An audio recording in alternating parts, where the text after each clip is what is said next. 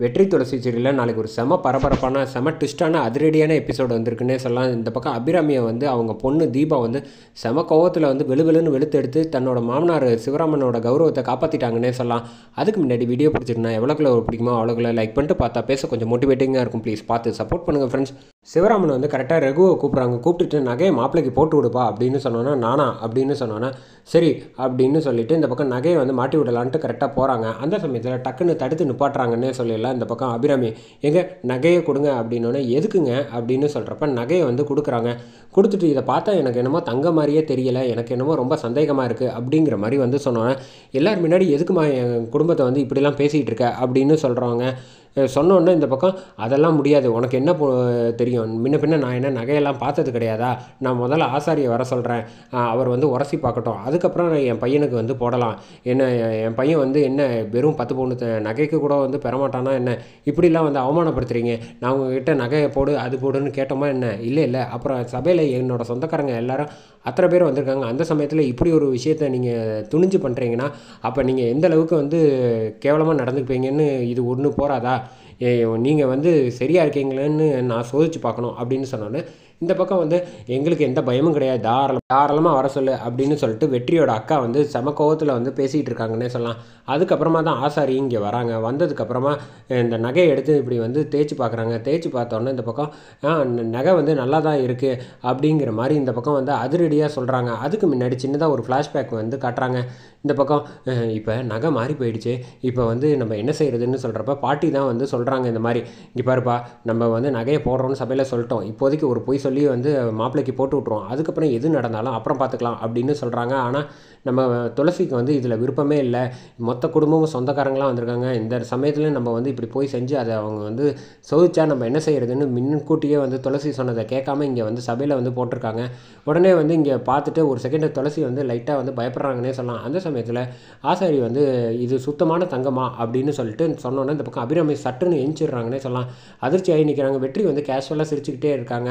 ஏன்னா அந்த சமயத்தில் தான் ஃப்ளாஷ்பேக் வந்து காட்டுறாங்க. வெற்றி தான் வந்து முன்கூட்டியே வந்து நகையை வந்து மாற்றி வச்சுருப்பாரு போல். வெற்றி வந்து சிரிச்சுக்கிட்டே இருக்காங்க.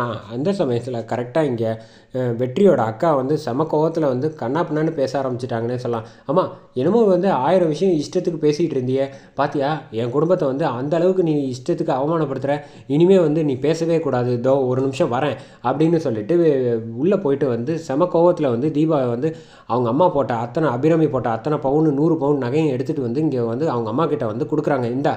இது எல்லாத்தையும் வச்சுக்க, என் குடும்பத்துக்கு வந்து போட்டிருக்காங்கல்ல துளசிக்கு 10 பவுன், அந்த 10 பவுனை மட்டும் நான் வந்து எடுத்துக்கிறேன், பாக்கி இருக்கிற எல்லாத்தையும் வந்து நீயே வச்சுக்க அப்படின்னு சொல்லிட்டு உன்னோட காசு பணம் எதுவுமே தேவையில்லை, எனக்கு என் குடும்பத்தோட கௌரவம் தான் முக்கியம், என்னைக்கு நீ வந்து இந்த மாதிரி ஆசாரியை வச்சு சோதித்து பார்த்துட்டு எங்கள் குடும்பத்தை வந்து நீ இவ்வளோ தூரம் கஷ்டப்படுத்திட்டியோ, இதுக்கப்புறமும் உன்கிட்ட வந்து உன்னோடைய நகைலாம் எனக்கு இருக்கணும்னு அவசியம் இல்லை, என் மாமனார் வீட்டில் வந்து எனக்கு எத்தனை பவுன் வந்து துளசிக்கு போட்டாங்களோ அதே அளவுக்கு எனக்கு நீ கொடுத்ததே போகும் அப்படின்னு சொன்னோன்னே நிறுத்தி, நான் அவங்கள சொன்னால் உனக்கு என்ன வந்துச்சு, நீ எதுக்காக வந்து இப்படிலாம் வந்து பேசிகிட்டு இருக்க, இதெல்லாம் கொஞ்சம் கூட நியாயம் கிடையாது, அம்மா உனக்காக வந்து என் பொண்ணுக்காக ஆசையாக நான் வந்து பார்த்து செஞ்சது, இதை போய் நீ வந்து எனக்கு கொடுத்து என்னை வந்து நீ உனக்கு எனக்கும் உறவு கிடையாதுங்கிற மாதிரி நீ இப்படி வந்து எல்லோரும் முன்னாடியே சொல்லி என்னை அவமானப்படுத்துறிய, அதுவும் சொந்தக்காரங்களாம் அழைச்சிட்டு வந்திருக்கேன் விருந்துக்கு, இப்போ போய் இப்படி செய்யலாமா, இப்போ சொல்கிறியே, இப்போ உனக்கு சொந்தக்காரங்க முன்னாடி வந்து என் குடும்பத்தை நீ வந்து அவமானப்படுத்தலாமா, அது மட்டும் என்ன நியாயம்னு நினச்சிக்கிட்டு இருக்கியா, நீ சொல்கிறது உனக்கு ஒரு நியாயம் எனக்கு ஒரு நியாயமா, நியாயம்னா பொதுவாக இருக்கணும் அப்படின்னு சொல்லி இந்த பக்கம் சொன்னோன்னே இந்த பக்கம் துளசி வந்து ஆச்சரியத்தோடு பார்க்குறாங்க. உடனே சிவராமனும் சரி லக்ஷ்மியும் சரி, நம்ம பொண்ணு வந்து வாழ்க்கையில் வந்து எவ்வளோக்கெவ்வளோ நல்லவ இருக்காளோ அதை விட அதிகமாக நம்ம மருமக வந்து நம்ம குடும்பத்தை விட்டு கொடுக்காம இருக்காளே, நம்ம ரொம்ப கொடுத்து வச்சோ லக்ஷ்மி, இப்படிப்பட்ட பொண்ணு வந்து நம்ம குடும்பத்துக்கு மருமகளாக வந்திருக்குதுன்னு நினச்சா எனக்கு ரொம்ப பெருமையாக இருக்குதுன்னு சிவராமன் வந்து சொல்லிகிட்டு இருக்காங்க.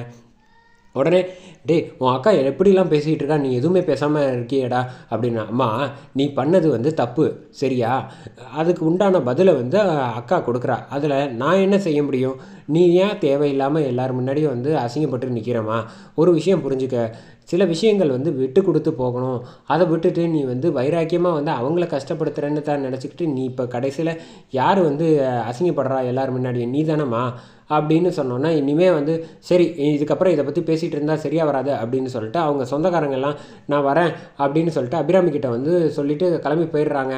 பாத்தியா ஒரு சின்ன விஷயம் உனக்கு நடந்தோன்னா அத்தனை பேரும் வந்து விட்டுட்டு போயிட்டாங்க, ஆனால் இந்த குடும்பம் பாரு பரவாயில்ல விடுங்க அப்படின்னு சொல்லி உன்னை வந்து நீ செஞ்ச தப்பையும் மன்னிச்சு உனக்காக வந்து நின்று பேசுகிறாங்க பார்த்தியா, அந்த அளவுக்கு இவங்க வந்து அவ்வளோ நல்ல மனசுமா. சம்மந்தி குடும்பத்தை வந்து நீ வந்து இப்படி கஷ்டப்படுத்தாத, எல்லார் மனசையும் புரிஞ்சு நடந்துக்க, காசு பணம் மட்டுமே வந்து வாழ்க்கைன்னு நினைக்காத அப்படின்னு அவங்க அம்மாவுக்கு வந்து இந்த பக்கம் மாசாக அட்வைஸ் பண்ணுறாங்க நம்ம ஹீரோ.